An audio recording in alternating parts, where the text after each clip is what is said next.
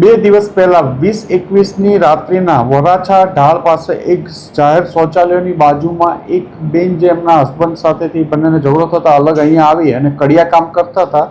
રાત્રે કામ કર્યા પછી શૌચાલયની બહાર જાહેરમાં સૂતા હતા પોતાના બાળકને લઈને. ત્યારે મોડી રાત્રે કોઈ બાળકને 3.5 વર્ષની એમની દીકરીને કોઈ કિડનેપ કરીને જતું રહે છે. રાત્રે એ મોડેથી જાગતા એમને ખબર પડતા તાત્કાલિક પોલીસ સ્ટેશન આવ્યા હતા અને રાત્રે જ Kapodra police station, zone 1 team અને ક્રાઇમ બ્રાન્ચ દ્વારા રાતે જ તપાસ બાબતની ચાલુ કરી દેવામાં આવ્યું હતું. વહેલી સવારે ખાતરી કરતાં ખબર પડી કે આ માણસ આ બાળકીને લઈ અને રેલવે સ્ટેશન ગયો છે. રેલવે સ્ટેશનથી એક ટ્રેન પકડે છે, ધુંધ એક્સપ્રેસ, જે સુરતથી આગળ ઇન્દોર સુધી જતી હોય છે. આ ટ્રેનના રૂટ આગળના તમામ નેક્સ્ટ સ્ટોપો જે 10 જેટલા સ્ટેશનો આવતા હતા, ક્રાઇમ બ્રાન્ચના PI JG Patel, PI Jayant Goswami અને એમની સાથે બીજા અન્ય 4 પીએસઆઈ લાગી અને સતત આ કામમાં પીઆઈ સિંધા અને આ બધા લાગી ગયેલા. તમામ 10 સ્ટેશનોના આરપીએફ, જીઆરપી, રેલવે પોલીસ અને ત્યાંની લોકલ પોલીસને અને આ બધાને જ એક એસોસિએશનના તમામ આ ફોટાઓ શેર કરવામાં આવ્યા હતા, પણ કોઈ ફળદાયક હકીકત મળી નહોતી આવી. ક્રાઇમ બ્રાન્ચની 5 ટીમ બનાવી અને તાત્કાલિક અલગ અલગ સ્ટેશનો 2 સ્ટેશન કવર કરે એ રીતે મોકલી આપવામાં આવ્યા હતા.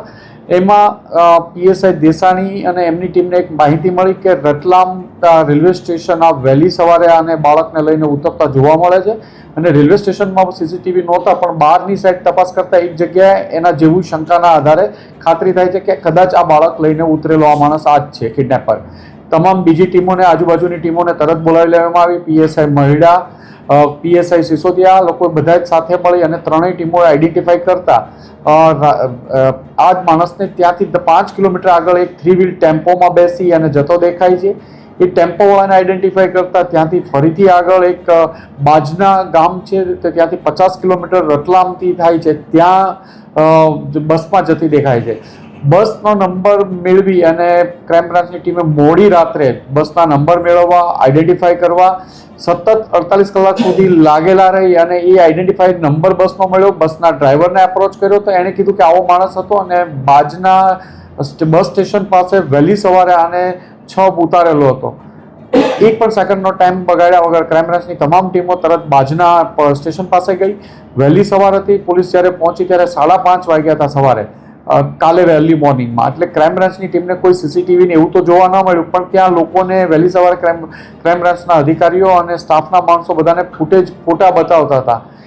એમાંથી એક માણસે સામે આવીને કીધું કે કાલે એક બેનને કોઈ બાળકી મળી છે અહીંયા અને કોઈ મૂકીને જતું રહ્યું છે કે કોઈ બાળકી એક બેનને મળી છે. એ બાળકીનો ફોટો મેળવી અને તાત્કાલિક ખાતરી કરતા ફરિયાદી પાસે અને એની ફરિયાદ ગુમ જ્યારે બાળકીની ઉંમર પણ જ્યારે 1.5 વર્ષની હતી ત્યારનો ફોટો મળ્યો. તો 2 વર્ષ 1.5 થી 3.5 વચ્ચેનો કોઈ ફોટો નહોતો, કોઈ ફૂટેજમાં બાળક ક્લિયર દેખાતું નહોતું, પણ એ બેનને જે ફોટો એમની પાસેથી ત્યાંથી મળ્યો એના આધારે ખાતરી કરતા આપણી કિડનેપ થયેલી બાળકી જ હતી. તાત્કાલિક એ બાળકીનો ફોટો મેળવી એમના મા બાપને દેખાડવામાં આવતા ખાતરી કરતા એમણે કીધું કે એ જ બાળકી છે. એટલે બાળકીને લઈ અને પરત ક્રાઇમ બ્રાન્ચની 2 ટીમ આવી ગઈ. આરોપી ત્યાં એક આમને મૂકીને જતો રહ્યો હોવાનું એવું પ્રાથમિક દ્રષ્ટિએ લાગે છે. વહેલી સવારે ક્રાઇમ બ્રાન્ચની બીજી ટીમો હજી એને શોધખોળ કરી રહી છે. ત્યાં રતલામ જિલ્લામાં જ બાળકી સહી સલામત એમના મધરને હેન્ડઓવર કરવામાં આવી છે. કદાચ જો પોલીસ રતલામથી ત્યાં સુધી બજના સુધી ન પહોંચી હોત તો આ બાળકી ક્યારેય એની માતાને મળી ન શકત. બાળકી ક્યારેય પોતાનું નામ, એડ્રેસ બતાવી નહોતી શકતી, બોલી શકતી નહોતી અને સોશિયલ મીડિયામાં કે એ લોકો આપણા મેસેજ જોઈ શકત ન જોઈ શકત એ પણ ખબર નહોતી. પણ એક મા બાપ જો પોલીસ 48 કલાક સુધી સતત મહેનત ન કરી હોત તો આ બાળકી અને એની મા ફરીથી ક્યારેય ભેગા ન થઈ શકત. આમ એક પોલીસે સખત મહેનત કર્યા બાદ આ લોકોને મિલાપ કરાયો છે અને બીજી ટીમ દ્વારા હજી આરોપીને શોધી કાઢવાનું એની પ્રયત્ન ચાલે છે. બાળકી હેન્ડીકેમ છે, એની સાથે કોઈ પણ પ્રકારનું પેલું થયેલું નથી.